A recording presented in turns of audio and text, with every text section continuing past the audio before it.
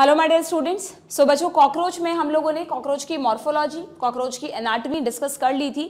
Now we have to study the reproductive system of cockroach. ये अपने आप में ही काफी कॉम्प्लेक्स सिस्टम है, इसको आपको ध्यान से one by one her line को तरीके से पढ़ना है, तब आपको ये सिस्टम समझ में आएगा। ठीक है, तो अगर हम कॉकरोच के रिप्रोडक्टिव सिस्टम की बात करें बच्चों, तो कॉकरोच जो कि इंसेक्टा हैं, फाइलम आर्थ्रोपोडा से बिलोंग करते हैं, इनमें हैं तो बड़े छोटे से इंसेक्ट, बट फिर भी इनमें मेल एंड फीमेल अलग अलग होते हैं।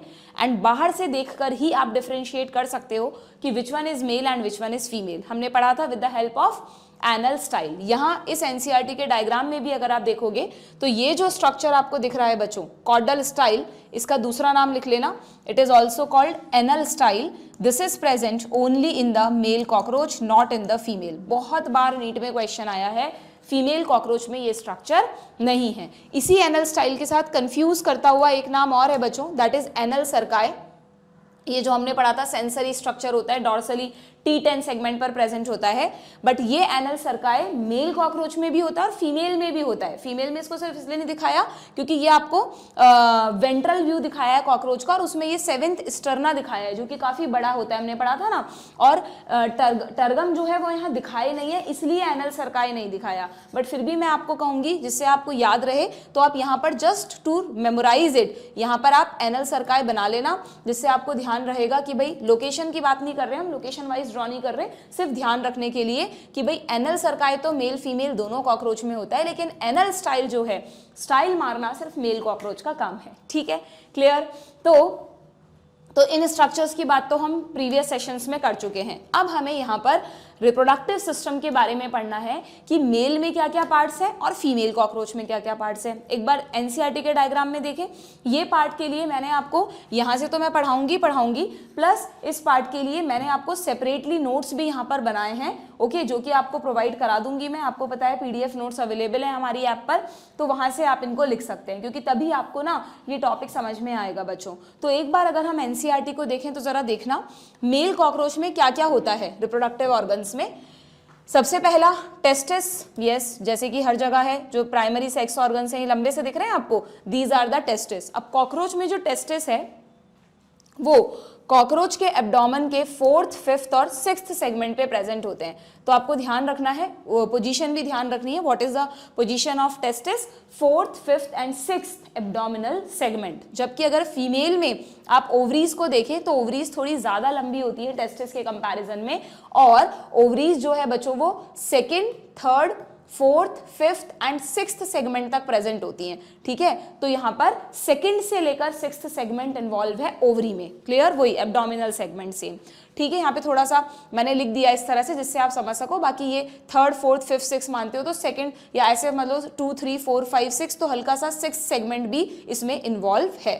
ओके, इसको आप ऐसे कर लो। एक मिनट, इसको जरा मैं प्रॉपर कर देती हूँ। ये अगर 2, ये 3rd, ये 4th, ये 5th और ये 6th, तो 6th सेगमेंट भी ओवरी में इन्वॉल्व है। ठीक है, नाउ मेल पर वापस आते हैं। तो टेस्टिस हो गए लंबे से। अब इन टेस्टिस से निकलती है एक डक्ट, जैसे ह्यूमन में होती है वैसे कॉकरोच में भी वास डिफरेंस है। फ्रॉग में थी वासा इफेरेंशिया, ह्यूमंस में वासा इफेरेंशिया भी होती है, वो टेस्टिस के अंदर होती है। यहाँ पर वासा इफेरेंशिया वगैरह कुछ नहीं है, टेस्टिस में स्पर्म बनेंगे, सीधा वास डिफरेंस उन स्पर्म्स को लेकर आगे बढ़ेगी। ठीक है, अब स्पर्म्स इस वास डिफरेंस में बढ़ते हुए कहाँ जाएंगे, यहाँ थोड़ा सा कंफ्यूजन होता है, समझना। ये जो आपको एक स्ट्रक्चर दिख रहा है ना, ये कॉकरोच में कुछ रिप्रोडक्टिव ग्लैंड्स होती हैं बच्चों, कुछ एसेसरी ग्लैंड्स होती हैं, जैसे ह्यूमंस में नहीं होती prostate gland, bulbourethral gland, seminal vesicle, वैसे यहाँ पर कॉकरोच में सेमिनल वेसाइकल भी होता है, but seminal vesicle accessory gland में नहीं आता, बल्कि सेमिनल वेसाइकल तो मेन पार्ट में आता है। जो वास डिफरेंस होती है ना, ये यहाँ पर सेमिनल वेसाइकल में खुलती है। अब आप कहेंगे मैम सेमिनल वेसाइकल कहाँ है? इन्होंने ये जो व्हाइट कलर के स्ट्रक्चर्स हैं यहीं से लाइन बना रखी है, but this is not seminal vesicle, इसीलिए मैंने यहाँ पर एक अलग से डायग्राम बनाया। जरा देखना, ये तो टेस्टिस हो गया, टेस्टिस से व्हाइट कलर से जो मैंने ड्रॉ की है वास डिफरेंस हो गई। अब वास डिफरेंस एक व्हाइट कलर की डक्ट बनाई है मैंने चारों तरफ, वो है सेमिनल वेसाइकल बच्चों। ठीक है ना, वो है सेमिनल वेसाइकल। तो वास डिफरेंस किस में खुल रही है? सेमिनल वेसाइकल में खुल रही है। और सेमिनल वेसाइकल में जब स्पर्म्स पड़े रहते हैं ना, तो वहां पर क्या होता है, ये चारों तरफ से घेरती हुई जो ग्रीन कलर की तुमको ग्लैंड दिख रही है ना, इसके कुछ ट्यूब्यूल तो वेसिकल सेमिनल वेसिकल के अंदर की तरफ है, कुछ ट्यूब्यूल बाहर की तरफ है। अंदर वालों को कहते हैं शॉर्ट ट्यूब्यूल, बाहर वालों वालों को कहते हैं लॉन्ग ट्यूब्यूल, और ये पूरी जो ग्रीन कलर की ग्लैंड है इसको कहते हैं mushroom gland, because it looks like a mushroom. Okay, तो ये मशरूम ग्लैंड क्या करती है, ध्यान से सुनना, इसके जो शॉर्ट ट्यूब्यूल्स है ना वो तो स्पर्म्स को नरिशमेंट प्रोवाइड करते हैं, और इसके जो लॉन्ग ट्यूब्यूल्स हैं वो सब सेमिनल वेसिकल में ही खुल रहे हैं क्या, तो वो कुछ सिक्रीशंस भेजते हैं जिसके थ्रू स्पर्म्स के चारों तरफ कवरिंग्स बनती जाती है। मैंने आपको एक बार बताया था कि कॉकरोच में स्पर्म्स सिंगल सिंगल रिलीज नहीं होंगे, बल्कि स्पर्म्स की बॉल्स निकलेंगी, स्पर्म्स के बंडल्स निकलेंगे, उनको बोलते हैं स्पर्मेटोफोर। तो स्पर्म्स को आपस में बांधने के लिए, बंडल बनाने के लिए ना, अभी हम देखेंगे 3 लेयर्स होंगी उस बंडल में। तो जो पहली लेयर है सिक्रीशन की वो कहाँ से आई, वो I long tubules of mushroom gland से। कहाँ बनी वो, सेमिनल वेसाइकल में। स्पर्म्स को नहीं जाना इस ग्लैंड में, ग्लैंड से सिक्रीशन सेमिनल वेसाइकल में आ रहा है, और वहीं पर ये क्या करेंगी, ये जो मशरूम ग्लैंड्स की लॉन्ग ट्यूब्यूल्स हैं ये सिक्रीशंस भेजेंगी जो बंडल्स की फर्स्ट लेयर बनाएगा। ठीक है, शॉर्ट ट्यूब्यूल्स भी सिक्रीशंस करेंगी बट वो नरिशमेंट ऑफ स्पर्म के लिए। ये सब बातें आगे लिख दी हैं मैंने। ठीक है, थोड़ा सा आपको मैं इसमें एनसीईआरटी के बाहर एक दो पॉइंट्स बताऊंगी, बट वो समझने के लिए जरूरी है। ठीक, अभी हम एनसीईआरटी से भी पढ़ेंगे। नाउ अब क्या होगा, स्पर्म्स बने यहाँ पर, वास डेफरेंस से सेमिनल वेसाइकल में आए, सेमिनल वेसाइकल में उनको मशरूम ग्लैंड से नरिशमेंट भी मिला, मशरूम ग्लैंड से उनके चारों तरफ बंडल बनना भी शुरू हो गया। ठीक है, अब क्या होगा, अब इस सेमिनल वेसिकल से ना स्पर्म, ये व्हाइट कलर की डक्ट दिख रही है आपको, इजैक्यूलेटरी डक्ट, ये देखो, ये आपके एनसीईआरटी में दिखाई है, ये रही। अब ये जनरली डायग्राम देखकर हमको लगता है ये कोई पेयर्ड डक्ट है, नहीं, ये जो आपको दिख रही है this is ejaculatory duct which is the 4th part of reproductive system. Okay, और सीधा यही बाहर की तरफ खुलती है, एक ही डक्ट होती है, ये इजैक्यूलेटरी डक्ट नहीं है। इसको आप लेबल करो, इसको आप लेबल करो अलग से। ये आपको यहाँ पे ऊपर फैलिक ग्लैंड दिख रही है क्या बच्चों, इस फैलिक ग्लैंड से पीछे की तरफ से ये डक्ट आ रही है, तो this is actually phallic duct. ये कहाँ खुलेगी, क्या करेगी, वो मैं अभी आपको बताऊंगी, बट एक बार आप इसे लेबल कर दो फैलिक डक्ट। ये अभी मेन पाथवे में इंक्लूड नहीं है। ठीक है, मेन पाथवे में तो स्पर्म्स टेस्टिस से आ रहे हैं, वास डिफरेंस में आए, सेमिनल वेसाइकल में आए। ठीक है, सेमिनल वेसाइकल, बल्कि मैं तो कहूंगी आप ना यहाँ पर ये शॉर्ट ट्यूब्यूल और लॉन्ग ट्यूब्यूल के बीच में एक ऐसा ट्यूब जैसा कुछ ड्रॉ कर दो और वास डिफरेंस को उससे कनेक्ट कर दो, जिससे आपको ईजी रहेगा। नहीं तो आप फिर डायग्राम बना लेना, ये वास डिफरेंस को इससे कनेक्ट कर दो। ठीक है, इसको आप सेमिनल वेसाइकल मानो कि वास डिफरेंस ने स्पर्म्स को इस सेमिनल वेसाइकल में डाल दिया, अंदर से नरिशमेंट मिल रहा है, बाहर व्हाइट कलर के जो लॉन्ग ट्यूब्यूल्स हैं उनसे स्पर्म के चारों तरफ बंडल बनने की शुरुआत हो गई। ठीक है, अब जो इतने भी स्पर्म के बंडल्स हैं उनको इजैक्यूलेटरी डक्ट में भेज दिया। इजैक्यूलेटरी डक्ट क्या करेगी, 2 काम करेगी, ध्यान से सुनना। एक तो इजैक्यूलेटरी डक्ट की जो ओपनिंग है उसी को कहते हैं मेल गोनोपोर, पढ़ा था हमने जेनाइटल पाउच में, मेल गोनोपोर। तो जो इजैक्यूलेटरी डक्ट की ओपनिंग है ना, यहाँ पर ये जो ओपनिंग है इजैक्यूलेटरी डक्ट की, इसको तुम लेबल करो, this is called male gonopore. इसी से स्पर्म्स बाहर आएंगे। स्पर्म किस फॉर्म में बाहर आते हैं, बंडल की फॉर्म में। उन बंडल्स को क्या कहते हैं, स्पर्मेटोफोर। ठीक है, और ये जब स्पर्म्स के बंडल बाहर आएंगे तो बाहर आने से पहले इजैक्यूलेटरी डक्ट खुद उन पर एक सेकंड लेयर भी बनाएगी। बंडल में 3 लेयर होती है ना, पहली लेयर तो मशरूम ग्लैंड ने बनाई, दूसरी लेयर कौन बना रही है, कौन बनाएगा, इजैक्यूलेटरी डक्ट, और तीसरी लेयर कहाँ से बनेगी। अब तो आप कह रहे हो मैम कि स्पर्म बाहर आने वाले हैं, तो जब स्पर्म मेल गोनोपोर से बाहर निकल रहे होते हैं ना बच्चों, तो यहीं पर ये जो फैलिक डक्ट है वो आपको समझाने के लिए से दूर दूर दिखाई है, बट इस फैलिक डक्ट की जो ओपनिंग है वो यहीं पर खुलती है जहां इजैक्यूलेटरी डक्ट खुलती है। तो जब स्पर्म एकदम बाहर निकल रहे होते हैं तो फैलिक डक्ट भी तेजी से सिक्रीशंस करने लगती है, और फैलिक डक्ट का सिक्रीशन जो है वो स्पर्म्स के बंडल के चारों तरफ तीसरी लेयर बनाता है। तो फैलिक ग्लैंड कहाँ है, उसकी डक्ट कहाँ है, और देखो सिक्रीशन कहाँ जाके मिक्स हो रहा है, बिल्कुल at the end of ejaculatory duct. समझ में आ गया। तो स्पर्म के जो बंडल्स हैं उस पर 3 लेयर्स है, मैं यहाँ पर लिख देती हूँ। इस मेल गोनोपोर से कौन बाहर आएगा, स्पर्मेटोफोर्स बाहर आएंगे। कौन बाहर आएगा, स्पर्मेटोफोर्स बाहर आएंगे। What is spermatophore, bundle of sperms, और इन बंडल ऑफ स्पर्म्स पे 3 लेयर्स हैं स्पर्म के बाहर। फर्स्ट लेयर किसने बनाई है, फर्स्ट लेयर बनाई है long tubules of mushroom gland ने, long tubules of mushroom gland ने। सेकेंड लेयर किसने बनाई है, सेकेंड लेयर खुद इजैक्यूलेटरी डक्ट ने बनाई है, इजैक्यूलेटरी डक्ट ने। और थर्ड लेयर किसने बनाई है, फैलिक डक्ट ने, फैलिक ग्लैंड ने।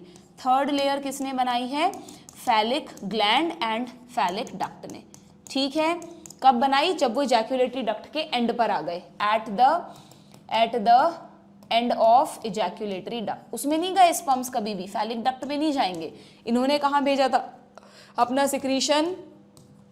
इन सेमाइनल वेसाइकल। इजैक्यूलेटरी डक्ट में तो खुद स्पर्म्स गए थे। समझ में आ गया आपको पाथवे किस तरह है? तो ये 4 तो मेन स्ट्रक्चर्स हो गए जहां जहां स्पर्म जाएंगे। और एडिशनल ग्लैंड्स कौन कौन सी हो गई? एसेसरी ग्लैंड्स में एक तो हो गई, इन दोनों को मिलाकर क्या कहते हैं? इन दोनों को मिलाकर लिख लो मशरूम ग्लैंड्स। तो एसेसरी ग्लैंड्स में 2 ग्लैंड्स हो गई, एक तो फैलिक ग्लैंड और दूसरी मशरूम ग्लैंड्स। ठीक है, ये दोनों तो लेयर बनाएंगी बनाएंगी, तीसरी लेयर खुद इजैक्यूलेटरी डक्ट में बन रही है, तो इजैक्यूलेटरी डक्ट भी सिक्रीशंस करेगी। डन। अब क्या होगा? अब जब स्पर्म्स बाहर आएंगे, बाहर मतलब एनवायरनमेंट में नहीं, जब मेल और फीमेल कॉकरोच कॉपुलेट करेंगे तो मेल गोनोपोर स्पर्म्स को फीमेल गोनोपोर में डालेगा। मेल गोनोपोर एकदम फीमेल गोनोपोर के साथ अटैच हो जाता है। तो मेल और फीमेल कॉकरोच को बहुत अच्छे से होल्ड करना पड़ता है आपस में, है ना। तो मेल कॉकरोच फीमेल कॉकरोच को पकड़ने के लिए मैंने आपको बताया था कॉर्डल स्टाइल यूज करता है अपना, this anal style is use. Plus यहाँ पर कुछ आपको ये अजीब से मतलब क्या कह सकते हैं आप, अलग अलग शेप के स्ट्रक्चर्स दिख रहे हैं क्या? एसिमेट्रिकल स्ट्रक्चर्स दिख रहे हैं क्या? इन एसिमेट्रिकल स्ट्रक्चर्स को कहते हैं बच्चों एक्सटर्नल जेनाइटल्स, या मैं इधर लिख रही हूं इनका नाम, इनको कहते हैं गोनैपोफाइसिस या फेलोमियर। बिल्कुल न्यू टर्म है आप लोगों के लिए, गोनैपोफाइसिस या फेलोमियर्स। ठीक है, these are the external genitals of male cockroach. और ये एक्सटर्नल जेनाइटल्स में 3 होते हैं, देखना कौन कौन से 3 हैं। इन एक्सटर्नल जेनाइटल्स में है एक तो यहाँ पर ये आपको दिख रहा है दिस पार्ट, ओहो ये वाला जो पार्ट है जिसको इन्होंने लिखा है वेंट्रल फेलोमियर। ठीक है, ये ऊपर की तरफ एक बना रखा है राइट फेलोमियर, और ये जो 2 स्ट्रक्चर बना रखे ना टिटिलेटर और स्यूडोपेनिस, ये और ये प्लस सब मिलाकर इन दोनों को कहते हैं लेफ्ट फेलोमियर। तो 3 फेलोमियर यहाँ पर होते हैं। मैंने जो खुद से डायग्राम बनाया है उसमें भी बनाए हैं, देखो इसमें अच्छे से समझ में आएंगे आपको। अगर आप यहाँ पे देख पा रहे हो तो कि व्हाट हैपेंड, कि ये देखना जरा, यहाँ पर हमने दिखाया, हम कहाँ पर थे कि टेस्टिस से vas deferens, seminal vesicle, ejaculatory duct, ये मेल गोनोपोर हो गया। जब मेल गोनोपोर से स्पर्म निकल रहे हैं तो फैलिक ग्लैंड ने अपनी फैलिक डक्ट जो कि पीछे से आ रही है वहां से अपने सिक्रीशंस को स्पर्म्स पे डाल दिया है। ठीक है, अब फीमेल कॉकरोच को होल्ड करने के लिए, कॉपुलेशन में हेल्प करने के लिए 3 फेलोमियर होते हैं। ये जो दिख रहा है आपको दिस इज द वेंट्रल फेलोमियर, ये जो दिख रहा है दिस इज द राइट फेलोमियर, और ये जो पूरा स्ट्रक्चर है ये है लेफ्ट फेलोमियर, जिसमें नीचे 2 प्रोजेक्शंस हैं, एक को कहते हैं टिटिलेटर, एक कहलाता है स्यूडोपेनिस। ठीक है, तो ये सिंपली कहलाएंगे मेल एक्सटर्नल जेनाइटल्स, गोनैपोफाइसिस, या इनका एक और नाम लिख लो फेलोमियर्स, वो तो लिखा हुआ ही है वैसे। डन। ये मेल गोनोपोर यहाँ लेबल कर दिया, दैट इज मेल जेनाइटल पोर। ठीक है ना, इजीली समझ में आ रहा है इस डायग्राम में आपको सारे स्ट्रक्चर्स। चलो भाई आगे बढ़ते हैं। अब यहाँ पर देखना नेक्स्ट चीज क्या है। अच्छा, यहाँ पर आप एक और चीज समझ रहे हो क्या? ये एनल स्टाइल दिखाएं और ये एनल सरकाए दिखाएं, क्योंकि हम मेल कॉकरोच का डायग्राम बना रहे हैं। बस ये सरकाए वेंट्रली नहीं होते, डॉर्सली होते हैं, पीछे से निकल के आ रहे हैं। बट अगर हम वेंट्रली देखेंगे तो ये बड़े हैं तो हमें सामने से भी नजर आएंगे, इसलिए हमने ड्रॉ किए। बाकी पोजीशन वाइज इनको मत समझना, पोजीशन वाइज तो अलग से चीजें होती है जो मैं आपको पहले ही क्लियर कर चुकी हूँ। ठीक, समझ में आ गया। मेल रिप्रोडक्टिव सिस्टम एक बार एनसीईआरटी से पढ़ लेते हैं। देखो क्या लिखा है, cockroaches are dioecious, both have well developed reproductive organs. Male system consists 1 pair of testes lying on each lateral side. कौन से segment में होते हैं testes? You have to remember 4th to 6th abdominal segment, जबकि ovary होती है 2nd to 6th segment में। ठीक है, from each testis thin vas deferens is arise, vas deferens यानी sperm duct which open into ejaculatory duct through seminal vesicle। तो पहले seminal vesicle में खुलेगी, फिर वहां से निकलेगी ejaculatory duct। तो ये 4 तो मेन पाथवे हो गए। The ejaculatory duct open into male gonopore, बाहर किससे खुलती है ये? मेल गोनोपोर से, जो कहाँ होता है? It is situated ventral to the anus. जहां डॉर्सली कॉकरोच में एनस होता है उसी के सामने वेंट्रली ये मेल गोनोपोर प्रेजेंट होता है। क्लियर? नाउ एसेसरी ग्लैंड्स में अ कैरेक्टरिस्टिक मशरूम ग्लैंड जिसमें कि लॉन्ग ट्यूब्यूल्स और शॉर्ट ट्यूब्यूल्स होते हैं, उसकी भी पोजीशन दी है 6th to 7th abdominal segment, यानी जहां टेस्टिस खत्म हो रहा है उसी सेगमेंट से 6th ये देखो 6th सेगमेंट भी इन्वॉल्व है और साथ में 7th सेगमेंट भी इन्वॉल्व है, ठीक है। तो 6th और 7th सेगमेंट में ये प्रेजेंट होती है, ये 8th हो गया, ये 9th हो गया, है ना, वेंट्रली देख रहे हैं तो, और ये 10th वाला पीछे से डॉर्सली वाला दिख रहा है बायफरकेटेड, जिसपे आपको एनल सर्काई दिख रहा है, ये एनल स्टाइल 9 वाले पर है, ठीक है। तो हम क्या कह रहे थे यहाँ पर, हाँ, कि इसकी मशरूम ग्लैंड कहाँ होती है, 6th to 7th abdominal segment पर। ये क्या करती है, it is accessory reproductive gland, okay. Now इन्होंने फैलिक ग्लैंड की बात बच्चों देखो यहाँ पर कहीं भी नहीं की है ना, इस पूरे सिस्टम में थ्योरी में नहीं लिखा, तो आप यहाँ पर एक और लिख लेना, phallic gland is also present, phallic gland भी प्रेजेंट होती है, ठीक, क्लियर। नाउ ये मेन ट्रैक हो गया, 2 एडिशनल ग्लैंड्स हो गई। नाउ एक्सटर्नल जेनाइटल्स में क्या क्या आएगा भाई, in the external genitalia they are called male gonapophysis और मेल फेलोमियर, जो कि क्या है इन्होंने स्पेसिफाई किया है, they are chitinous asymmetrical structures, ठीक है। ये काइटिन के बने हुए एसिमेट्रिक से स्ट्रक्चर्स हैं, कोई इसमें पेयरिंग वगैरह नहीं है और बिल्कुल इरेगुलर से स्ट्रक्चर्स हैं which surround the male gonopore. Sperms are stored in the seminal vesicle. अच्छा ये भी ध्यान रखना, जब टेस्टिस में स्पर्म बनते हैं वास डेफरेंस से, तो सेमिनल वेसाइकल में टेम्परेरी टाइम के लिए वो वहीं स्टोर होते हैं, फिर जब भी रिफ्लेक्स आएगा एजैक्युलेटरी डक्ट से दे रिलीज आउटसाइड। जबकि ह्यूमंस में ऐसा नहीं है, ह्यूमंस में हम पढ़ते हैं कि पहले जो स्पर्म्स हैं वो एपिडिडाइमिस में स्टोर होते हैं, फिर बाद में वास डेफरेंस के लास्ट पार्ट में थोड़ी देर के लिए होते हैं, फिर वो बाहर निकलते हैं। लेकिन what is the storage site of sperms in male cockroach, that is seminal vesicle. Do remember this, seminal vesicle का ये फंक्शन भी आपको याद रखना है। जो सेमिनल वेसाइकल में यहाँ पर स्टोरेज ऑफ स्पर्म्स हो रहा है, ये आप ध्यान रखना है ना, यहाँ पे लिख लेना स्टोरेज ऑफ स्पर्म्स। ये ऐसे जो इंपॉर्टेंट चीजें हैं ना उन पे क्वेश्चंस पूछने के चांसेस ज्यादा होते हैं, तो वो हाईलाइटेड रहनी चाहिए एनसीईआरटी में, क्लियर। इसको हाईलाइट कर देते हैं हम, sperms are stored in the seminal vesicle and यहीं पर इसी सेमिनल वेसाइकल में दे आर ग्लूड टुगेदर, इनको आपस में चिपका दिया जाता है in the form of bundles, और इन बंडल्स को क्या कहते हैं बच्चों, स्पर्मेटोफोर्स। क्या कहते हैं इन बंडल्स को, स्पर्मेटोफोर। देखो नाम पढ़ के एकदम से क्लिक नहीं करता, हमें लगता है कोई स्ट्रक्चर होगा spermatophore, but spermatophore is actually the bundle of sperms, जिसमें स्पर्म्स आपस में चिपके हुए हैं। कहाँ बना ये बंडल, इसके बनने की शुरुआत कहाँ हुई है, सेमिनल वेसाइकल में, जहाँ स्पर्म्स स्टोर हैं। बट सिक्रीशन सेमिनल वेसाइकल ने नहीं किया है, सिक्रीशन आया है मशरूम ग्लैंड से, ठीक है। सिक्रीशन कहाँ से आया है, इस मशरूम ग्लैंड से। अब एनसीईआरटी ने मशरूम ग्लैंड के बारे में लिख दिया कि भाई ये फंक्शन करती है as a accessory gland, but क्या करती है एग्जैक्टली वो मेंशन नहीं किया, ओके। तो जब ये बंडल बन जाता है तो they are discharge during copulation, ठीक है, फीमेल में डाल दिया जाता है। अब इसमें इसीलिए क्योंकि यहाँ पर आधी अधूरी सी बातें लग रही हैं मुझको इस पैराग्राफ में, तो मैंने इसके नोट्स प्रोवाइड कर दिए हैं तुमको। तो देखो, अगर मेल कॉकरोच में हम मेल सिस्टम देखें तो टेस्टिस के लिए हमने सारे पॉइंट्स लिख दिए, वास डेफरेंस के लिए लिख दिए, सेमिनल वेसाइकल जो कि एक अनपेयर्ड स्ट्रक्चर है, कवर्ड विद मशरूम ग्लैंड है, ये कहाँ लोकेटेड है, इसके काम क्या है, 2 काम, ये या 3 काम कह लो। ये पहले स्पर्म्स को रिसीव कर रहा है, फिर स्पर्म्स को स्टोर कर रहा है, और इसी में स्पर्म्स के बंडल के बनने की शुरुआत हुई है, स्पर्मेटोफोर सिक्रीशन आया है long tubule of mushroom gland से। देन व्हाट इज एजैक्युलेटरी डक्ट, इसमें स्पर्मेटोफोर आ जाएगा, पर स्पर्मेटोफोर पे एक सेकंड लेयर बनाएगा ये खुद, और फिर इसको रिलीज करेगा बाया मेल गोनोपोर। बट जब ये रिलीज कर रहा होगा उस दौरान जो फैलिक ग्लैंड है वो क्या करेगी, 3rd लेयर और बना देगी इस बंडल पे, ठीक है ना। It release secretions in phallic duct which opens near male gonopore, ठीक है ना। और मशरूम ग्लैंड में हमने दोनों ट्यूबल्स का फंक्शन लिख लिया, तो एसेसरी ग्लैंड्स को एक बार हमने दोबारा लिख दिया, डन। इसके अलावा एक्सटर्नल जेनाइटल्स में ये हो गए 3 तरह के फेलोमियर, ये सब मिलकर फीमेल कॉकरोच को होल्ड करते हैं, एंड एनल स्टाइल भी कॉपुलेशन में हेल्प करता है। समझ में आ गया, ठीक है। नाउ अब आते हैं हम next, that is female reproductive system of cockroach. तो अब देखो, आप कॉकरोच में अगर आप फीमेल रिप्रोडक्टिव सिस्टम की बात करो तो सबसे पहले तो ओवरी है भाई, पेयर्ड ओवरी है, 2nd से 6th सेगमेंट तक।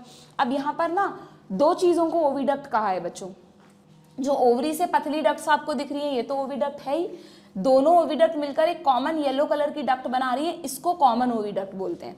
इसी कॉमन ओविडक्ट को वेजाइना या मीडियन ओविडक्ट भी बोल देते हैं, है ना। तो ध्यान रखना, पहले तो ओवरी से अलग अलग ओविडक्ट है, पेयर्ड है ये तो, बट उसके बाद दोनों ओविडक्ट मिलकर एक कॉमन ओविडक्ट बना रही है विच एक्ट एज वेजाइना। यहाँ पर भी यूट्रस की तो जरूरत है नहीं, क्योंकि फर्टिलाइजेशन तो इंटरनल होगा लेकिन डेवलपमेंट सारा एक्सटर्नल ही होगा। फ्रॉग में फर्टिलाइजेशन भी एक्सटर्नल था, डेवलपमेंट भी एक्सटर्नल था। क्लियर। तो यहाँ पर ये कॉमन ओविडक्ट हो गए। ये ओविडक्ट सीधा एक चैम्बर में खुलती है बच्चों। इस ओविडक्ट को, जिसको कॉमन ओविडक्ट जिसको वेजाइना कह रहे हैं, उसका काम स्पर्म्स रिसीव करना बिल्कुल नहीं है ना। नॉर्मली ह्यूमंस में आप पढ़ते हो it receive the sperm, sperm enter through vagina, but यहाँ पर इसका काम स्पर्म्स रिसीव करना नहीं है। इससे क्या होता है, ओवरी से जो ओवम बन के आ रहे हैं वो इस रास्ते से होते हुए इस चैम्बर में आकर स्टोर हो जाते हैं। या स्टोर क्या हो जाता है, मतलब इस चैम्बर में आकर गिरते रहते हैं। ठीक है, तो जब इससे ओवम बन के इस चैम्बर में आते हैं ना, तो इस चैम्बर में भी आपको ये दिख रहा है कुछ ऐसे वाइट कलर के ऐसे स्ट्रक्चर्स दिख रहे हैं, ऐसे एकदम पेयर्ड फॉर्म में, जिनको लिखा हुआ है फीमेल गोनेपोफाइसिस। तो ये पता है जैसे मेल में और फीमेल में बहुत अंतर हो गया ना। मेल में तो गोनेपोफाइसिस उभरे हुए से एसिमेट्रिक स्ट्रक्चर्स थे, जबकि फीमेल में जो गोनेपोफाइसिस हैं वो चैम्बर के अंदर ही हैं। और ये क्या कर रहे हैं एक्चुअली में, देखो मैंने जो डायग्राम बनाया उसमें दिखाती हूँ तुम लोगों को। ये वाले स्ट्रक्चर्स बच्चों मेनली यहाँ पे देखना ध्यान से, ये ओवरी है ना, ये ओविडक्ट, ये कॉमन ओविडक्ट, और ये देखो ये मैंने जो 3 पेयर बनाए हैं, दीज आर द फीमेल गोनेपोफाइसिस। इनमें ना ओवम बिल्कुल चेन की फॉर्म में अरेंज रहते हैं, ऐसे नहीं रैंडमली पूरा चैम्बर एग से भरा हुआ है। इस जेनाइटल चैम्बर में खाली कैविटी होती है, उसको कहते हैं वेस्टिब्यूल, और ये 3 पेयर एक्सटर्नल जेनाइटल्स होते हैं, दैट इज फीमेल गोनेपोफाइसिस। इन्हीं में आकर ओवा गिरेंगे। और आपको पता है यहाँ पर ओवा प्रोड्यूस भी बहुत तरीके से होते हैं। एनसीईआरटी में लिखा है कि हर ओवरी में 8 चेन्स होती हैं अंदर। जैसे आप ओवरी को देखो तो उस ओवरी में ऐसे 8 चेन्स बनी हुई हैं, 8 इधर 8 इधर। उन चेन्स के अंदर ओवा प्रोड्यूस हो रहे हैं, और उन चेन से ही होते हुए, इन ओविडक्ट से होते हुए इनमें आकर इकट्ठे हो जाएंगे। नंबर अलग अलग है, यहाँ 8 चेन्स हैं, यहाँ पर 3 गोनेपोफाइसिस हैं, बट बिल्कुल चेन पैटर्न में ही प्रोड्यूस हुए हैं और चेन पैटर्न में ही चैम्बर में पड़े रहेंगे। ठीक है, क्लियर है क्या। देन ग्लैंड कौन कौन सी होती है, तो यहाँ पर ये वाली चीज़ें तो समझ में आ गई क्या तुम्हें, पाथवे वाली चीज़ें समझ में आ गई, कैसे कैसे बना ये पाथवे। एक मिनट रुकना ज़रा, इस डायग्राम को मैं एनसीईआरटी के डायग्राम के साथ ही ले लूँ। कहाँ गया आपका एनसीईआरटी का पैराग्राफ, ये रहा। ओके, देन अब देखो और क्या होता है इसमें। तो फीमेल में ओवरी हो गई, पहले इंडिविजुअल ओविडक्ट हो गई, फिर कॉमन ओविडक्ट हो गई, और फिर सीधा ये कहाँ खुल रही है, ये खुल रही है जेनाइटल पाउच में, या आप कह सकते हो जेनाइटल चेम्बर में। एक ही बात है, इस पूरे को हम एक साथ ले लेते हैं। This is 4th number. ठीक है, जेनाइटल पाउच का मतलब जिसमें चैम्बर और वेस्टिब्यूल गोनेपोफाइसिस ये सब आ गए। इसी चैम्बर में प्रेजेंट हैं दीज गोनेपोफाइसिस। ये मैंने उन स्ट्रक्चर्स को लेबल किया जहाँ जहाँ ओवा जाएगा। तो ओवा जेनाइटल चैम्बर में ही रहेगा, बट जेनाइटल चैम्बर में किस में अरेंज रहेगा, गोनेपोफाइसिस में अरेंज रहेगा। ठीक है, बहुत सारे ओवा होते हैं यहाँ पर भी। नाउ ग्लैंड्स कौन कौन सी होती हैं फीमेल में। फीमेल में आपको ये ट्री जैसी 2 ग्लैंड्स दिख रही है क्या, एक इधर एक इधर, एक ज़्यादा डेवलप्ड है, एक कम डेवलप्ड है। बट ऑब्वियस हम जब भी डायग्राम बनाते हैं, this is right, sorry this is, अच्छा वैसे तो बच्चों हम जब डायग्राम बनाते हैं तो यहाँ पर क्या होता है, राइट लेफ्ट का हमें ध्यान रखना है, लेकिन ये हम कॉकरोच को कैसे देख रहे हैं, वेंट्रली। तो आप देखो आपकी एनसीईआरटी में कोलेटरल ग्लैंड्स के बारे में दिया है क्या, आपकी एनसीईआरटी में कोलेटरल ग्लैंड्स के बारे में डिटेल में नहीं दिया, इसीलिए मैंने वहाँ पर लिख कर दिया है आपको कि राइट वाली रिड्यूस होती है और लेफ्ट वाली डेवलप्ड होती है। तो यस, हमने बिल्कुल सही लिखा था, ये राइट साइड है, ये लेफ्ट साइड है, क्योंकि हम वेंट्रली देख रहे हैं ना कॉकरोच को, डॉर्सली नहीं देख रहे हैं, ऐसे देख रहे हैं। तो बट ऑब्वियस हमको ये राइट मानेंगे, ये लेफ्ट मानेंगे। तो राइट वाली कोलेटरल ग्लैंड तो कैसी है, कम डेवलप है, और लेफ्ट वाली जो कोलेटरल ग्लैंड है वो ज़्यादा डेवलप है। ठीक है, समझ में आ गया आप लोगों को अच्छी तरह से। नाउ आप सुनो, उल्टा तो नहीं बोल दिया ना मैंने, यही बोला ना, राइट वाली कम डेवलप है, लेफ्ट वाली ज़्यादा डेवलप है। ठीक है, ओके। नाउ अब इसमें एक स्ट्रक्चर और होता है, फीमेल के सारे स्ट्रक्चर्स हो गए वैसे तो, कोलेटरल ग्लैंड्स मैंने आपको बताई दी। एक एडिशनल स्ट्रक्चर यहाँ पे और आपको याद रखना है बच्चों, दैट इज दिस बैग। ये दिख रहा है आपको एक बैग, ये रहा, ये भी एक पेयर्ड बैग है, इसको कहते हैं स्पर्मेथिका। वेरी वेरी इंपॉर्टेंट, बताया था मैंने आपको पहले भी कि फीमेल के जेनाइटल पाउच में स्पर्मेथिका भी खुलता है। तो ये जो स्पर्मेथिका है, अब इसका नाम स्पर्म से शुरू हो रहा है, जबकि तो फीमेल सिस्टम में है। तो पहला कंफ्यूजन तो हमें क्या होता है, जब भी स्पर्मेथिका आता है हमें लगता है मेल का कोई पार्ट है, नहीं, it is a part of female. और इस स्पर्मेथिका, थीका मतलब एक बैग, ये एक बैग है, फीमेल में एक छोटा सा बैग दिया है नेचर ने, पेयर्ड बैग दिया है, जिसकी ओपनिंग को ही आप बोलते हो फीमेल गोनोपोर। ये बाहर किसके थ्रू खुलता है, स्पर्मेथिका की ओपनिंग को बोलते हैं फीमेल गोनोपोर। और फीमेल गोनोपोर में ही तो मेल अपने स्पर्म्स डालेगा। तो जो स्पर्म्स हैं, जैसे ही फीमेल रिसीव करेगी तो वो एकदम से फर्टिलाइजेशन नहीं होता, पहले उन स्पर्म्स को स्पर्मेथिका में स्टोर करती है।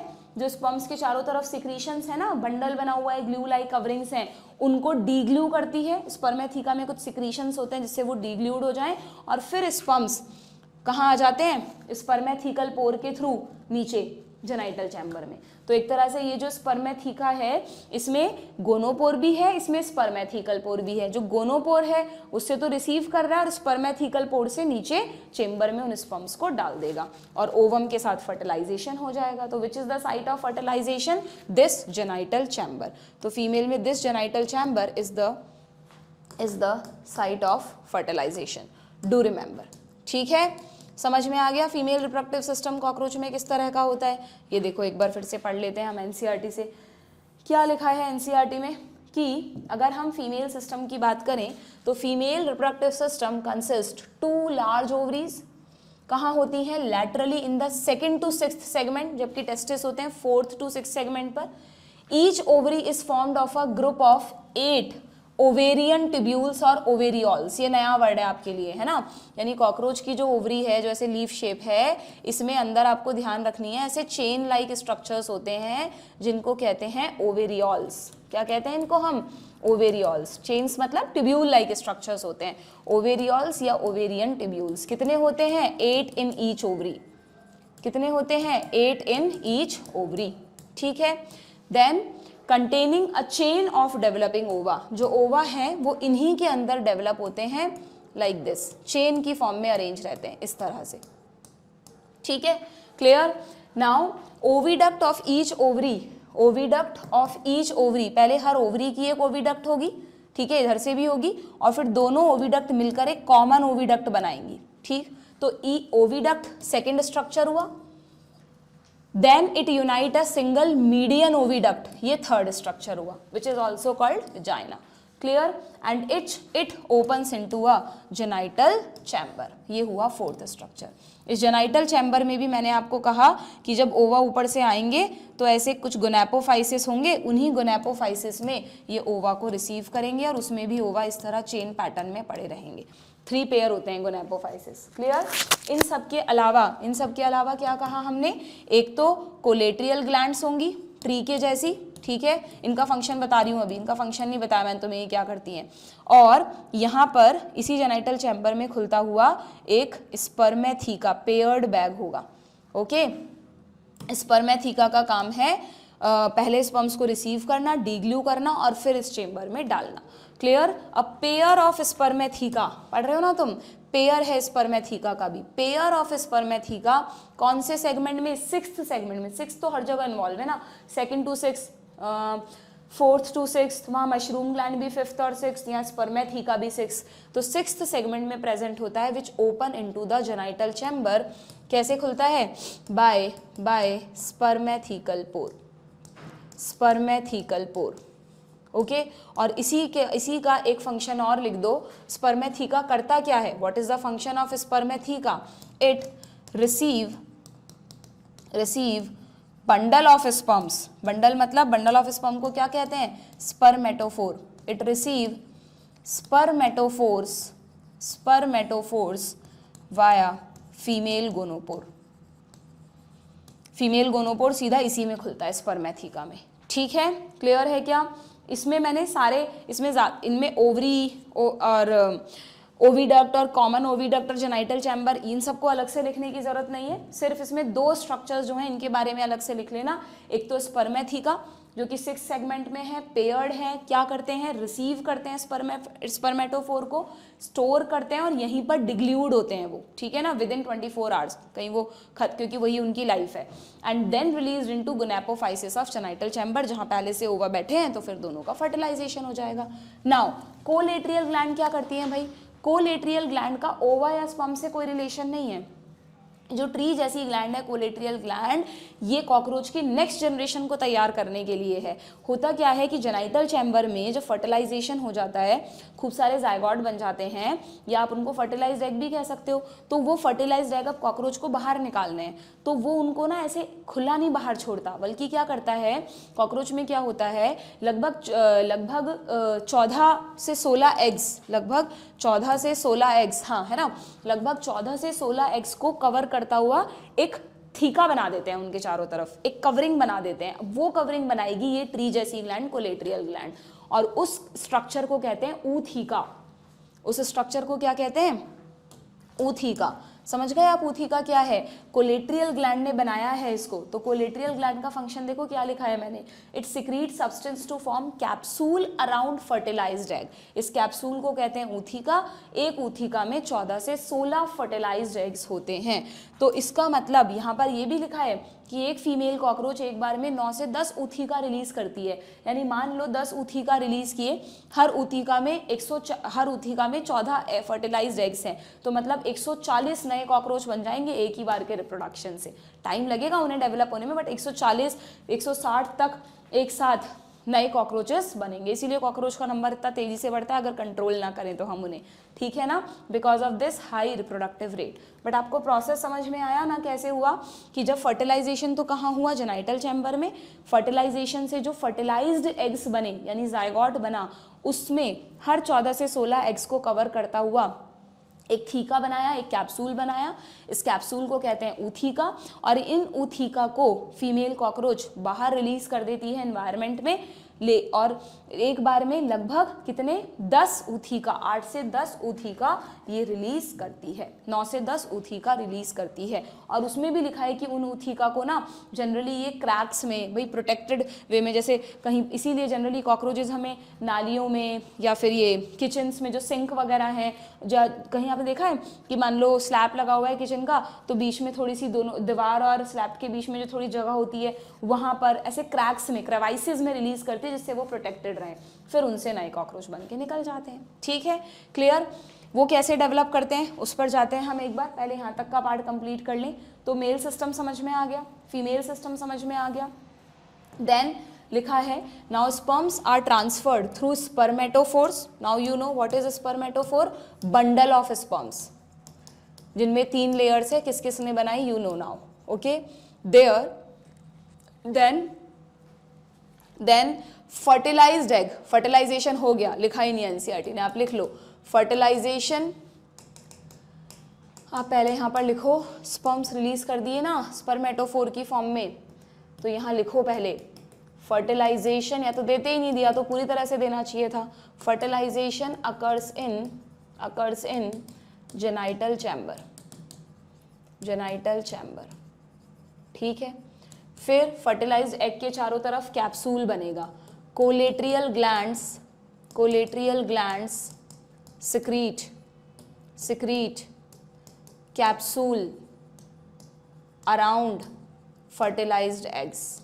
अब कंप्लीट हुआ ये फर्टिलाइज्ड एग्स, है ना। अब लिख रहा है कि these fertilized eggs are encased in capsules called ऊथीका।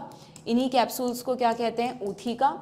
What is ऊथीका, ऊथीका का भी देखो कलर दिया है, सेम कॉकरोच वाला कलर है, डार्क रेड या तो ब्लैकिश ब्राउन कलर का होता है ये, 8 mm लॉन्ग होता है। They are dropped or glued to a suitable surface, usually in a crack or crevice of humid places पर देते हैं ये इनको, जहाँ पे थोड़ी नमी हो आसपास, है ना, ड्राइनेस से ख़त्म ना हो जाए इनके एग्स, दैट्स वाई। और कुछ खाना वाना भी हो आसपास, तो फूड सोर्स भी होना चाहिए वहाँ पर, ओके।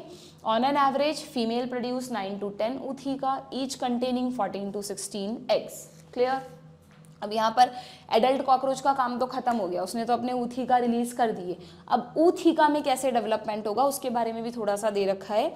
हम बोलते हैं ना इंसेक्ट्स में मेटामॉर्फोसिस होता है, लार्वा से एडल्ट बनता है, बट कॉकरोच में ना लार्वा की जगह वर्ड यूज करते हैं बच्चों निम्फ। क्या वर्ड यूज करते हैं? निम्फ। वेरी इंपॉर्टेंट वर्ड, क्योंकि कॉकरोच में उस हर फर्टिलाइज्ड एग जब डेवलप करेगा, एम्ब्रियो बनाएगा, फिर नया स्ट्रक्चर बनाएगा, तो जो नया स्ट्रक्चर है ना वो बिल्कुल कॉकरोच जैसा ही दिखता है। छोटे छोटे से कॉकरोच होते हैं, बहुत छोटे छोटे से, तो उनको लार्वा नहीं कह सकते, उनको कहते हैं निम्फ। ओके, और ये निम्फ भी ऐसा देखा गया है स्टडीज में कि ये निम्फ भी है ना 13 टाइम्स चेंज होते हैं। एक एडल्ट कॉकरोच बनने से पहले 13 बार इन निम्फ की मोल्टिंग होती है। मोल्टिंग समझते हो क्या? मोल्टिंग होता है ना कि अपनी पुरानी स्किन को हटाकर नई स्किन आना, तो मतलब चेंजेस होना। तो इस ऐसी 13 निम्फल स्टेजेस बनती हैं। यहाँ पर लिखा है the nymph grow by moulting about 13 times to reach the adult form. जो मतलब 12 अलग अलग स्टेज बनी, फिर लास्ट में जो 13th मोल्टिंग होती है उससे फिर बनता है एडल्ट कॉकरोच। ठीक है, इस तरह के निम्फल डेवलपमेंट को कहते हैं पोरोमेटाबॉलस। बिल्कुल अलग तरह का टर्म है, नया टर्म है, बट आपको ध्यान रखना है, पूछ सकते हैं, इंपॉर्टेंट है। पोरोमेटाबॉलस क्या मतलब है इसका? That there is development through nymphal stage, not through the लार्फल stage. What is nymph? Nymph look very much like adult. जैसे फ्रॉग में तो क्या था, टेडपोल लार्वा बिल्कुल अलग था एडल्ट से दिखने में, कोई इसको देखकर कह ही नहीं सकता ये फ्रॉग का बच्चा है, बट कॉकरोच के इस छोटी फॉर्म को इजीली आइडेंटिफाई कर सकते हो, बिल्कुल कॉकरोच जैसी दिखती है। तो आप लार्वा वर्ड यूज नहीं कर सकते, you have to use the word nymph. ठीक है, और निम्फ कितनी बार मोल्टिंग करता है? 13 टाइम्स, फिर एडल्ट में बदलता है। और सबसे लास्ट लाइन भी इंपॉर्टेंट है, the next to last nymphal stage. Next to last समझ गए? लास्ट से जस्ट पहले वाली। The next to last nymphal stage has wing pads. अच्छा, निम्फ कॉकरोच की तरह उड़ नहीं सकते, कोई भी निम्फ नहीं उड़ सकते। जो नेक्स्ट टू लास्ट निम्फ होता है ना, उसमें विंग पैड्स तो होते हैं, बट वो उसको विंग्स की तरह यूज नहीं कर सकता। तो इसमें लिखा है कि next to last nymphal stage has wing pad, but only adult cockroach have wings. Wings जो प्रॉपर विंग्स हैं वो सिर्फ कॉकरोच में ही होते हैं, किसी भी निम्फल स्टेज में नहीं होते। बस एक निम्फल स्टेज में विंग पैड जरूर प्रेजेंट होते हैं। ठीक है, क्लियर? तो this is all about the development of cockroach. ठीक है, थोड़ा सा कॉम्प्लेक्स है रिप्रोडक्टिव सिस्टम, मानती हूँ, इसलिए आपको ढंग से तरीके से एक एक चीज़ को पढ़ना है, समझना है, एक बार नोट्स भी बनाने हैं। क्विकली एक बार बिल्कुल शॉर्ट इसका रिव्यू दे देती हूँ मैं आप लोगों को कि यहाँ पर हमने देखा मेल सिस्टम में टेस्टिस ने स्पर्म बनाए, वास डेफरेंस में डाले, वहाँ से सेमिनल वेसाइकल में गए, सेमिनल वेसाइकल में बंडल बनने शुरू हुए। कैसे? जो लॉन्ग ट्यूब्यूल्स हैं मशरूम ग्लैंड की, उनने पहली लेयर सिक्रीट की, शॉर्ट ट्यूब्यूल्स ने नरिशमेंट प्रोवाइड किया, फिर ये स्पर्म के बंडल्स आ गए इजैक्यूलेटरी डक्ट में, खुद इजैक्यूलेटरी डक्ट ने सेकेंड सिक्रीशन किया, सेकेंड लेयर बनाई बंडल की, और जब ये इजैक्यूलेटरी डक्ट की ओपनिंग यानी मेल गोनोपोर पे पहुंचे तो वहाँ से बाहर निकलते वक्त वहीं पर फैलिक डक्ट खुलती है, जो फैलिक ग्लैंड की डक्ट है उसने थर्ड लेयर बनाई। तो इस तरह मल्टीपल लेयर्स में स्पर्म के बंडल्स बन गए, दैट इज कॉल्ड स्पर्मेटोफोर्स। इनको रिलीज कर दिया फीमेल में। फीमेल में कैसे रिसीव किया इनको? फीमेल में जो स्पर्मेथिका बैग है, पेयर्ड बैग है, उसने इनको रिसीव किया बाय फीमेल गोनोपोर। ओके, इसी स्पर्मेथिका में इन बंडल्स को डीग्लू किया जाता है, इनकी कवरिंग्स को हटाया जाता है, और फिर इन स्पर्म्स को स्पर्मेथिकल पोर के थ्रू जेनाइटल चैम्बर में डाल दिया जाता है। फीमेल में जो जेनाइटल चैम्बर है उसके अंदर क्या है? गोनापोफाइसिस हैं 3 पेयर। ओके, और जेनाइटल चैम्बर में और क्या खुलता है? इस जेनाइटल चैम्बर में कॉमन ओविडक्ट खुल रही है, कॉमन ओविडक्ट बनी है 2 ओविडक्ट से, ये दोनों ओविडक्ट जुड़ी हुई हैं 2 ओवरीज से। ठीक, ओवरी में ट्यूब्यूल्स हैं जिसको आप यहीं पर लेबल भी कर सकते हो, these are the ovarian tubules या ओवेरियोल्स। इनमें ova are produced in a chain like fashion, chain की फॉर्म में प्रोड्यूस होते हैं, रैंडमली नहीं, एक चेन पैटर्न में प्रोड्यूस होते हैं और फिर वो आगे आते हैं। ठीक है, एंड इसी जेनाइटल चैम्बर में 2 कोलेट्रियल ग्लैंड्स भी खुल रही हैं, बट ये जो कोलेट्रियल ग्लैंड्स हैं ये काम करती हैं आफ्टर फर्टिलाइजेशन, है ना। स्पर्म्स आ गए, ओवा आ गए, ओवा और स्पर्म फर्टिलाइज हो जाते हैं, कहाँ होते हैं? इसी जेनाइटल चैम्बर में। और जब वो फर्टिलाइज हो जाते हैं तो 14 से 16 फर्टिलाइज्ड एग्स को घेरते हुए एक ब्राउनिश ब्लैक कलर की कैप्सूल, थीका जैसी कवरिंग बनती है। कौन बनाता है? ये दोनों ग्लैंड्स, जिसे कहते हैं ऊथिका। एक बार में फीमेल कॉकरोच 9 से 10 ऊतक रिलीज करती है क्रेवाइसिस में, डैम्प प्लेस में जहाँ पे थोड़ा बहुत खाना भी होना चाहिए, ओके। एंड देन ये ऊतक फट जाता है और इसके अंदर से नए कॉकरोचेस निकलते हैं जिनको कहते हैं निम्फल स्टेजेस, छोटे छोटे से जो होते हैं। 13 टाइम्स मोल्टिंग करते हैं। जो next to last nymphal stage है उसमें विंग पैड होता है, बट विंग्स जो हैं वो सिर्फ एडल्ट कॉकरोच में ही होते हैं। इस तरह के डेवलपमेंट को कहते हैं पोरोमेटाबॉलस डेवलपमेंट, ठीक है। मेल में एक्सटर्नल जेनाइटल्स और ध्यान रखना, टू होल्ड द फीमेल, जिसमें कि राइट फेलोमियर, वेंट्रल फेलोमियर एंड लेफ्ट फेलोमियर होता है। ये दो छोटे छोटे से स्ट्रक्चर्स हैं, क्या पता लेबल करने के लिए आ जाए। ये जो पॉइंटेड स्ट्रक्चर है टिटिलेटर एंड दिस इज स्यूडोपेनिस, क्लियर। तो ये आपको सारी चीज़ें ध्यान में रखनी है, डन, क्लियर। अब लास्ट में हम कॉकरोच का इकोनॉमिकल सिग्निफिकेंस, मतलब ये जो एक पैराग्राफ दिया है वो देख लेते हैं। भाई इंपॉर्टेंस तो है नहीं हमारे लिए इनकी, तो many species of cockroach are wild we know and are of no known economic importance yet. कई तो वाइल्ड हैं, घरों में भी नहीं मिलती, कहीं इधर उधर और कहीं प्रेजेंट होती हैं। A few species thrive in and around human habitat, जिनसे हमें मतलब है। One of them is Periplaneta Americana, जिसके बारे में हमने पढ़ा, बट इनसे भी हमें कोई फ़ायदा नहीं है। कॉकरोच सिर्फ और सिर्फ बीमारियां फैलाते हैं, दे आर पेस्ट। फूड के ऊपर घूमेंगे तो फूड को ख़राब कर देंगे, है ना। इनसे जो सिक्रीशंस निकलते हैं वो बहुत ही स्मेली होते हैं, तो ये इनका जो एक्सक्रीटा वगैरह है ना उसमें स्मेल होती है। यूरिक एसिड है, वेस्ट फूड है, तो वो फूड में भी वो स्मेल क्रिएट कर देते हैं, ठीक है। और क्योंकि ये नालियों में भी रहते हैं तो कई सारे बैक्टीरिया भी इनकी बॉडी से चिपक जाते हैं, so they can transmit a variety of bacterial disease by contaminating food material. तो सीधी सी बात है कि हमें तो सिर्फ इतना सा ध्यान रखना है कि कॉकरोच हमारे खाने के कॉन्टैक्ट में नहीं आना चाहिए। रात को जब सोएं तो किचन में जो भी चीज़ें हैं वो सब ढककर प्रॉपर्ली कवर्ड करके ही सोनी चाहिए, ठीक है। और जहाँ भी कॉकरोच दिखे उसे भगा देना चाहिए, ओके, क्लियर। तो this is all about the cockroach. तो ये चैप्टर हो गया बच्चों आपका पूरा। इसमें जैसा कि हम एनसीईआरटी के हर चैप्टर में लास्ट में समरी देखते हैं, तो यहाँ भी देख लेते हैं। इस चैप्टर में हमने क्या क्या पढ़ा, बहुत ही डाइवर्स सा चैप्टर था। पहले एनिमल टिश्यूज़ पढ़ा, फिर फ्रॉग पढ़ा, फिर कॉकरोच पढ़ा। अर्थवॉर्म कोर्स में है ही नहीं, वो पढ़ना ही नहीं है। तो देखो समरी में क्या लिखा है, cell, tissue, organ and organ system split up the work in a way that ensure the survival of the body as a whole and exhibit division of labor। ये हमने शुरू में सीख लिया था। टिश्यू की डेफिनेशन है group of cells along with intercellular substance performing a specific function, जिसमें 4 तरह के टिश्यूज़ थे। अगर हम एपिथेलियल टिश्यू की बात करें तो वो एक लाइनिंग बनाता है बॉडी में, चाहे वो बॉडी के सरफेस की लाइनिंग हो, कैविटीज़ हो, डक्ट्स हो, ट्यूब्स हो। एक सरफेस हमेशा फ्री सरफेस होती है, ओके। एंड जो इसकी सेल्स हैं वो स्ट्रक्चरली एंड फंक्शनली कनेक्टेड रहती हैं। 3 जंक्शंस पढ़े थे, टाइट जंक्शन, गैप जंक्शंस और adhering junctions, okay. Then connective tissue is very much diverse, पूरी बॉडी को सपोर्ट करता है, स्ट्रेंथन करता है, प्रोटेक्ट करता है, इंसुलेट करता है अगर फैट की लेयर है तो। सॉफ्ट कनेक्टिव टिश्यू यानी लूज कनेक्टिव टिश्यू में फाइबर्स होते हैं, तरह तरह की सेल्स होती हैं और मैट्रिक्स होता है। स्पेशलाइज कनेक्टिव टिश्यू में कार्टिलेज, बोन, ब्लड आता है। एडिपो, ये इन्होंने यहाँ पे लिख दिया cartilage, bone, blood and adipose tissue are specialise connective tissue. नहीं, एडिपोज टिश्यू स्पेशलाइज में नहीं आता बच्चों, एडिपोज तो लूज में ही आता है, ओके। कार्टिलेज एंड बोन ये हमारी बॉडी का स्केलेटल एलिमेंट है। ब्लड एक फ्लूइड कनेक्टिव टिश्यू है। एडिपोज टिश्यू रिजर्वॉयर है स्टोर्ड एनर्जी का।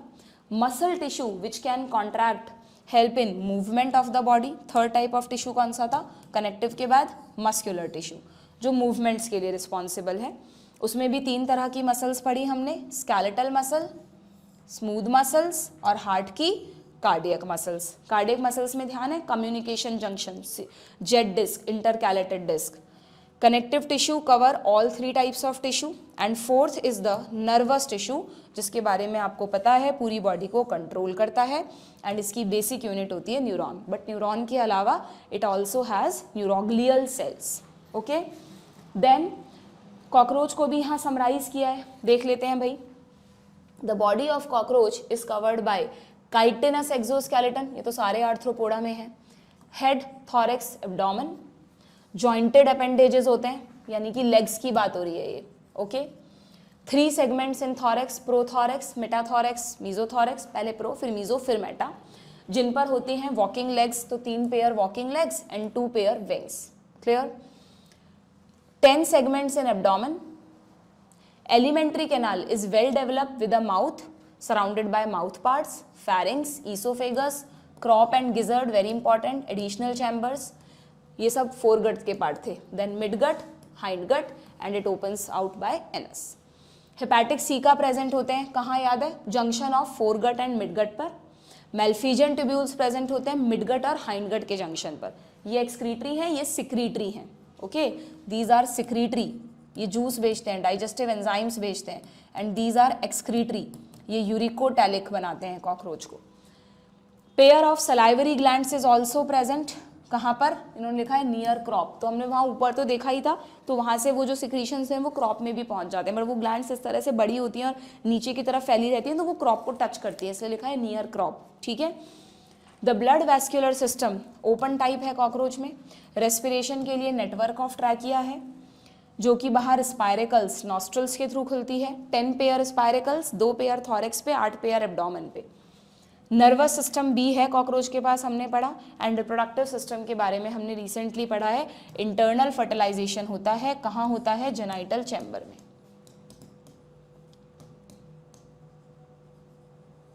ठीक है। 9 से 10 ऊथिका बनाती है, निकालती है फीमेल एक बार में, जिसके अंदर हर ऊथिका में 14 से 16 एग्स होते हैं। After rupturing of single ootheca 16 young ones, आ गया ना 14 से 16, 16 यंग वंस जिनको कहते हैं निम्फ कम्स आउट, जो 13 टाइम मोल्टिंग करते हैं, तब जाके एडल्ट बनता है। 13 टाइम मोल्टिंग करते हैं जिससे कि बनता है एडल्ट। ओके, देन फ्रॉग को भी समराइज किया है, सबसे इजी टॉपिक इस चैप्टर का, है ना। देखो ये देखो, यहाँ पर फ्रॉग का एक दूसरा नाम दे रखा है, वहाँ नहीं लिख रखा था, लिख लेना वहाँ भी तुम, इंडियन बुल फ्रॉग। ये जो राना टिग्रीना है ना, इसको इंडियन बुल फ्रॉग बोलते हैं बच्चों। It is the common frog. Frog की पूरी body is covered by skin, जो कि मॉइस्ट होती है। म्यूकस ग्लैंड्स होती हैं खूब सारी। हाईली वैस्कुलराइज्ड भी है, यानी इसमें खूब सारी ब्लड वेसल्स हैं, कैपिलरीज हैं। That's why skin is used as respiratory organ. और इसी स्किन से फ्रॉग वाटर में भी और लैंड पर भी रेस्पिरेशन करता है, even at the time of hibernation and aestivation. Frog की बॉडी हेड और ट्रंक 2 ही पार्ट्स में डिवाइडेड है, ना नेक है ना टेल है। एक मस्क्यूलर टंग है जो आगे से बाइलोब्ड होती है, लिखा है bilobed at the tip, and insects को पकड़ती है। एलिमेंट्री कैनाल में इसोफेगस, स्टमक, इंटेस्टाइन, रेक्टम है। एनस की जगह क्लोएका। मेन ग्लैंड्स में हमारी तरह लिवर भी है, पैनक्रियाज भी है। पानी में भी रेस्पायर कर सकता है बाय स्किन, और लंग्स, लैंड पे स्किन से भी कर सकता है, लंग्स से भी और बकल कैविटी से भी। ठीक है। सर्कुलेटरी सिस्टम हमारी तरह क्लोज है, लेकिन 3 चेम्बर्ड हार्ट है विद, ये क्या लिख दिया, सिंगल सर्कुलेशन नहीं बच्चों, विद इनकम्प्लीट, कभी कभी एनसीईआरटी में भी गलतियां निकल जाती हैं, इनकम्प्लीट डबल ब्लड सर्कुलेशन। जहाँ पे एकदम पक्का पता है हमारा कॉन्सेप्ट सही है, वहाँ कंफ्यूज नहीं होना, वहाँ एनसीईआरटी भी गलत है, ठीक है ना, बट वो तुम डिसाइड नहीं करोगे, वो तो हमें पता है। Okay, then RBCs are nucleated, oval and biconvex, हमारी ई न्यूक्लिएटेड होती है। नर्वस सिस्टम वेल ऑर्गेनाइज्ड है, सीएनएस, पीएनएस, एएनएस सब हैं। यूरिनोजेनाइटल सिस्टम में 1 पेयर किडनी है, 1 पेयर यूरेटर है, मेल में उनको यूरिनोजेनाइटल डक्ट कहते हैं, और फिर आता है क्लोएका। ठीक, यूरिनरी ब्लैडर भी है, but obvious urinary bladder is also present. Reproduction में मेल फ्रॉग में टेस्टिस है, फीमेल में ओवरीज है। फीमेल आपको पता है एक बार में 2500 से 3000 एग देती है, उन्हीं पर स्पर्म्स आके वहीं एक्सटर्नली फर्टिलाइजेशन कर देते हैं। डेवलपमेंट भी फर्टिलाइजेशन, सॉरी डेवलपमेंट भी एक्सटर्नल, फर्टिलाइजेशन भी एक्सटर्नल। कॉकरोच में fertilisation internal, development external. The eggs hatch into tadpole, जो कि निम्फ नहीं है, प्रॉपर लार्वा है। ये मेटामॉर्फोसिस करेगा और फिर एडल्ट फ्रॉग बनाएगा। डन, आया समझ? ठीक है, तो हमने काफ़ी जितना हो सकता था सिंप्लीफाई करके चीज़ों को पढ़ा, और इसके साथ आपकी 11th एनसीईआरटी हो गई है बच्चों कंप्लीट, है ना। तो 11th एनसीईआरटी में आपके जितने भी चैप्टर्स थे वो सब मैंने इस NCERT target 360 line to line series में कवर कर दिए हैं। जो आपके 3 चैप्टर्स जो नए सिलेबस से हट गए हैं, digestive system, transport in plants और मिनरल न्यूट्रिशन, बस वो हमने नहीं पढ़े हैं। बाकी हर चैप्टर हमने अच्छे से पढ़ लिया है। तो 11th का कोर्स मेरी तरफ से अब कंप्लीट है। आप लोग इसको टाइमली रिवाइज करेंगे एंड न्यू सेशन से will start with the 12th NCERT. तो 12th में वैसे ओल्ड एनसीईआरटी में फर्स्ट चैप्टर है reproduction in organism, but new syllabus से वो डिलीटेड है, तो will directly start with the sexual reproduction in flowering plants. तो that will be our new chapter in the next session. यहाँ तक जो भी हमने पढ़ा है उसको अच्छे से पढ़ो, बीच बीच में रिवाइज करते रहो। ऐसा नहीं होना चाहिए कि अब 12th का पार्ट स्टार्ट हो गया तो 11th को हम साइड पर रख दें, दोनों को पैरेलल लेके चलना है। ठीक है, ओके, गुड बाय।